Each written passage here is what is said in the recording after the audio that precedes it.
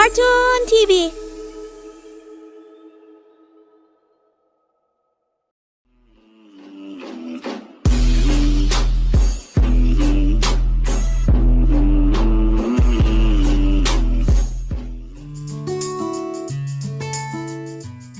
मुक्ता का 3 तल्ले का मकान, नीचे बैठक तो छत पर रसोई। अरे मुक्ता, गर्मा गर्म रोटी तो ला, बहुत स्वाद बनी है सब्जी। लाई माँ, बस 2 मिनट। मुक्ता की दौड़ जो सुबह शुरू होती तो रात में जाकर रुकती।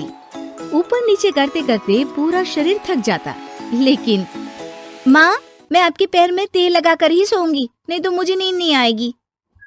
अरे जीती रहे बेटा, लेकिन तू थक जाएगी, वैसे भी तुझे 3 तल्ला चढ़ना है अभी।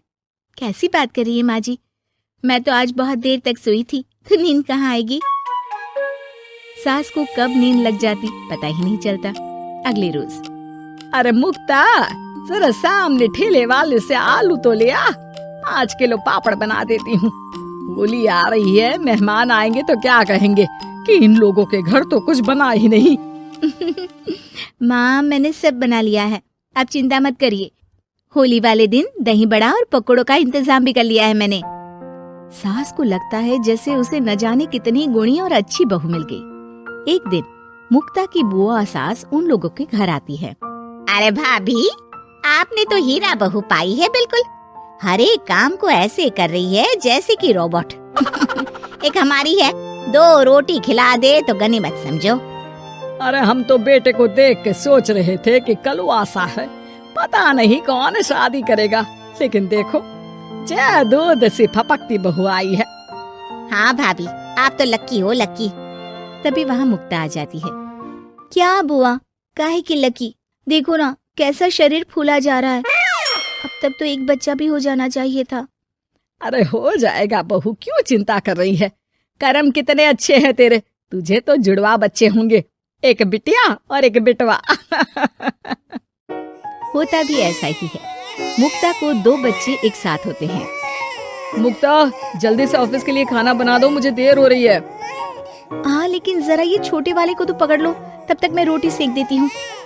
मुक्ता सारे घर का काम बड़े ही मगन होकर करती। क्या पति, क्या सास, क्या बच्चे, रिश्तेदार, सभी की जरूरतों का ख्याल वो बखूबी रखती। लेकिन भाई चांद को भी ग्रहण लग जाता है।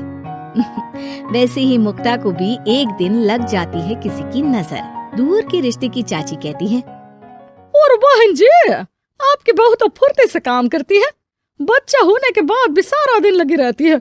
इसके हाथ का खाना भी इतना टेस्टी है, लगता है जैसे होटल का खा रहे। बस फिर क्या था, वो तो चली जाती है, लेकिन लग जाती है नजर मुक्ता को शाम के वक्त। मुक्ता, कहाँ है बहू? हाँ माँ जी, बोलिए, क्या हो गया? बच्चे को सुला रही हूँ। अरे बेटा, जरा चाय तो पिला दे। हाँ हाँ, जरूर बना लीजिए, मुझे कमरे में ही दे देना माँ जी, बहुत थकान लग रही है। थकान? हे भगवान, ये क्या बोल रही है? इसके मुंह से तो ये शब्द मैंने आज तक नहीं सुना। अगली सुबह, अरे मुक्ता, आज खाने का डब्बा इतना हल्का क्यों है? वो इसलिए क्योंकि मैंने सिर्फ रोटी और दाल बनाई है। अरे लेकिन मुक्ता, मैं तो नाश्ता, दिन का खाना, फिर शाम का स्नैक्स, फ्रूट, सलाद, ये सब लेकर जाता हूँ। कहाँ है ये सब? अरे कैसी बात कर रहे हैं आप, इतना सारा खाना तो मैं 4 दिन में नहीं खाती, जितना आप 1 दिन में बनाने की बात कर रहे हैं। ना जी ना, मुन्ने के साथ जितना हो पाएगा उतना ही करूंगी मैं। मुक्ता की बात सुनकर पति हैरान रह जाता है। तभी वहाँ बुआ सास आ जाती है। अरे मुक्ता, मेरे नाती का जन्मदिन है, भूल गई क्या? आज शाम को आना, और मुक्ता थोड़ा जल्दी आ जाना, मेरी बहू का हाथ बटा देना। किचन में वो तेरी तरह स्मार्ट तो है नहीं कि फट फटाक से काम कर ले। अरे बुआ, कैसी बात कर दी, फट फटाक से काम कैसे हो जाएगा? हम बहुएं हैं, रजनीकांत नहीं। बुआ देखो, आप काम के लिए पास के लल्लू हलवाई की बीवी को बुला लो, वो मदद कर देंगी, मैं तो नहीं आ पाऊंगी। बुआ सास को समझ में नहीं आता कि ये वो मुक्ता है जो 50 लोगों का खाना बनाकर भी चेहरे की चमक खोने नहीं देती थी। वही मुक्ता भी अपने कमरे में जाकर बिस्तर पर बैठ जाती है कि सास की आवाज आती है। मुक्ता, क्या हो गया बेटा? आज दोपहर के खाने की तैयारी नहीं करनी क्या? अरे माँ जी, अब नहीं होता मुझसे 3 तल्ले में ऊपर नीचे करना, आप लोग रसोई को ऊपर ही ले आओ। अरे पैरों में इतना दर्द होता है कि बता नहीं सकती। अरे लेकिन तू तो बोलती थी कि इससे तू फिट रहती है। अरे काहे के फिट माँ जी, हालत खराब हो रखी है। कौन ऐसा मकान बनवाता है कि जहाँ सोने का कमरा अमेरिका में है तो खाने का लंदन में।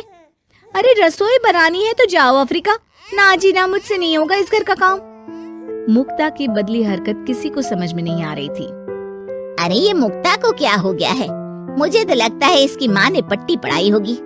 और ना जी ना, मुक्ता की माँ यानी मेरी समधन तो देवी है देवी। वो तो अपनी बेटी को ऐसे संस्कार दे ही नहीं सकती। मुझे माजरा कुछ और ही लग रहा है। तभी वहाँ मुक्ता हाथ में प्लेट और सब्जी लेकर आ जाती है। माजरा? किस बात का माजरा? खैर माँ जी, जरा ये सब्जी तो काट दीजिए। और हाँ, इसके बाद मैं आटा यहीं दे जाऊंगी, गूंद देना। हाँ हाँ, तू एक काम कर बेटा, गैस चूल्हा भी यहीं दे दे, बना भी दूंगी। अच्छा ठीक है, शाम को उसका भी इंतजाम कर देती हूँ। ये बोलकर मुक्ता वहाँ से चली जाती है। हे भगवान, ये तो वो मुक्ता है ही नहीं। अरे एक बार तो मुझे याद है, मेरे जूते भी इसने मुझे अपने हाथ से पहनाए थे। तभी सास के दिमाग की बत्ती जल जाती है। हाँ, कल वो कालिया की औरत आई थी ना, खूब तारीफ कर गई। उसके बाद से ही मुक्ता ऐसी हो गई है। फिर तो पक्का मान लो कि तुम्हारी बहू को नजर लगी है। एक काम करो, ये लो राई का दाना, दूर से बहू के ऊपर राम का नाम लेकर फेंक कर आ जाओ। जो नजर लगी होगी यूं भाग जाएगी। फिर क्या, होता भी ऐसा ही है। सास जैसे ही बहू पर राई फेंक कर वापस आती है, थोड़ी ही देर में मुक्ता भी आ जाती है। अरे माँ जी, आप ये सब्जी लेकर क्यों बैठी है? ना ना, लाइए मुझे दीजिए। और चाची, अब तक आपके हाथ में चाय का प्याला नहीं आया। रुकिए, मैं अभी लेकर आई। मुक्ता के जाने के बाद सास चैन की सांस लेती है।